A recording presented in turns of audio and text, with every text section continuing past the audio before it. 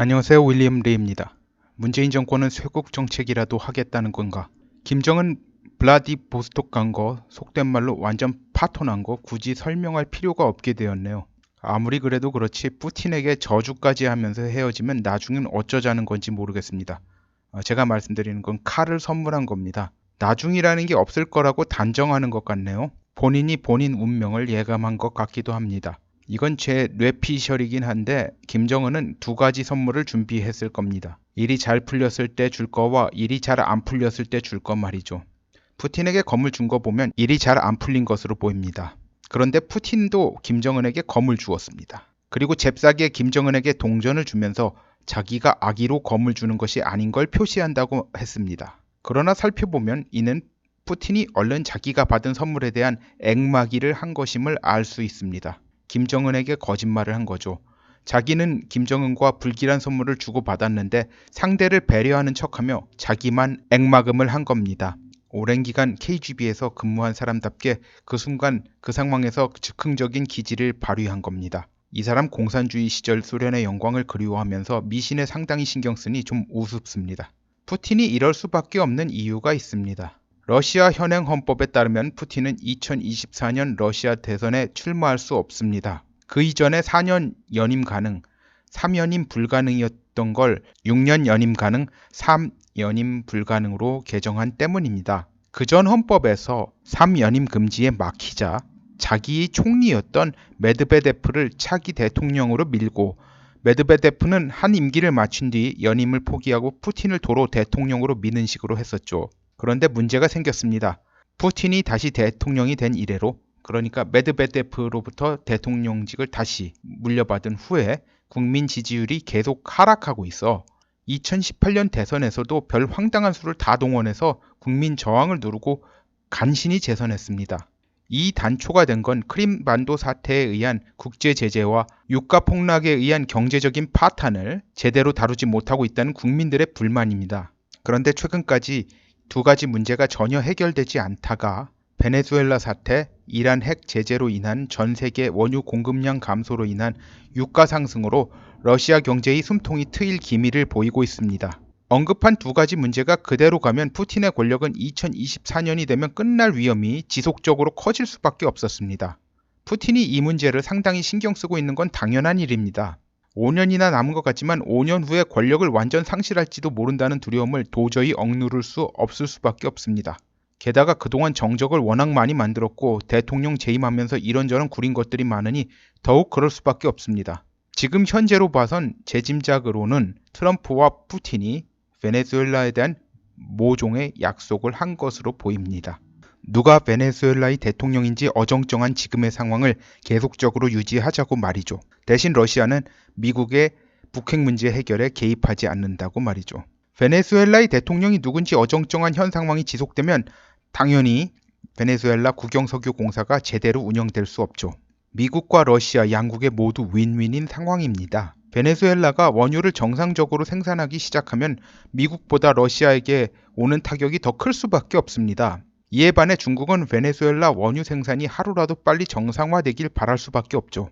물론 마두로가 도로 단일 권력이 돼야 하고 말이죠. 그런데 중국 뜻대로 될 것 같지는 않습니다. 아무튼 김정은은 블라디보스톡에서 건강이 더 악화된 듯한 모습을 보였습니다. 정확히는 신부전 증세가 더욱 악화된 것 같다고 하는군요. 올해 신년사 할 때는 물론이고 하노이에 도착하던 당시와 비교하면 현저히 악화된 양상을 보이고 있습니다. 그리고 미중 무역 전쟁이 진행 중인데 트럼프가 시진핑이 곧 백악관을 방문할 것이며 방문 시 미중 무역 협정 협상을 종결할 것을 기대한다고 밝혔습니다. 그런데 시진핑이 지금 상황에서 백악관을 방문하게 되면 미국의 요구를 전면 수용하든지 아니면 가서 좀 봐달라고 애걸하든지 둘 중 하나가 될 수밖에 없습니다. 트럼프는 미중 무역 협상에서 협상 대표들끼리 타결하고 나중에 정상끼리 만나서 서명만 하는 그런 방식은 원하지 않는다고 밝힌 바 있습니다. 블룸버그의 보도에 따르면 중국 측은 미국 측의 요구를 전면 수용할 것으로 보인다고 합니다. 시간은 우리 편이라며 지구전을 편 미국의 의지가 100% 관철되는 것으로 보입니다. 이런 상황에서 문재인 일당이 패스트푸드인지 패스트트랙인지 처절한 몸부림을 치고 있습니다. 경제가 박살나서 마이너스 0.3% 경제성장이란 수치가 나왔는데도 말이죠. 전 세계적인 경제 위기, 하다못해 아시아의 경제 위기 이런 것도 없는데 마이너스 성장률을 보인 건 전례가 없는 일이라고 합니다. 참고로 같은 기간에 미국 GDP는 3.2% 증가했습니다. 현재 문재인은 한국 외에선 되는 게 없습니다. 미국 중앙아시아 3개국을 다녀왔건만 완전 헛걸음했습니다. 한국 내에서만 우물한 개구리 왕으로 군림할 수 있으면 우물 밖에서 뜻대로 되는 일이 하나도 없더라도 괜찮을 거라 보고 있는 것 같이 행동하고 있습니다. 5월 3일부터 이란산 초경질유의 수입이 전면 금지됩니다. 초경질유는 한국의 근간산업 중 하나인 석유화학산업에 있어서 결정적으로 중요한 원료입니다. 그동안 이란산 원유 의존도를 줄이지 못한 게 기업 책임이라는 사람이 있는데 인건비가 단기에 엄청나게 올라가게 된 상황에서 생산 원가를 올릴 수밖에 없는 수입선 대체를 하려면 엄청나게 힘듭니다. 참고로 수입 대체를 하게 되면 생산 단가가 17% 상승한다고 합니다. 인건비가 단기간에 그리 올라가지 않아도 수입 대체선 찾기가 쉽지 않은 마당에 말이죠. 결국은 이란에 대한 초경질유 의존도를 54%에서 45%까지밖에 줄이지 못했다고 합니다. 인건비를 단기간에 그렇게 높이 올라가게 만든 장본인이 누군가요? 제가 굳이 답을 할 필요가 없습니다. 자, 이러면은 플라스틱을 포함한 모든 석유화학 제품이 단가 상승이 불가피한데 한국의 주요 수출품 중 하나가 자동차인데 자동차에 들어가는 플라스틱 부품이 어느 정도인지 굳이 여기서 설명할 필요가 없습니다. 여기에 덧붙여서 모든 석유화학 제품을 포함한 제품들의 단가가 상승하니 인플레이션의 가중은 불가피합니다.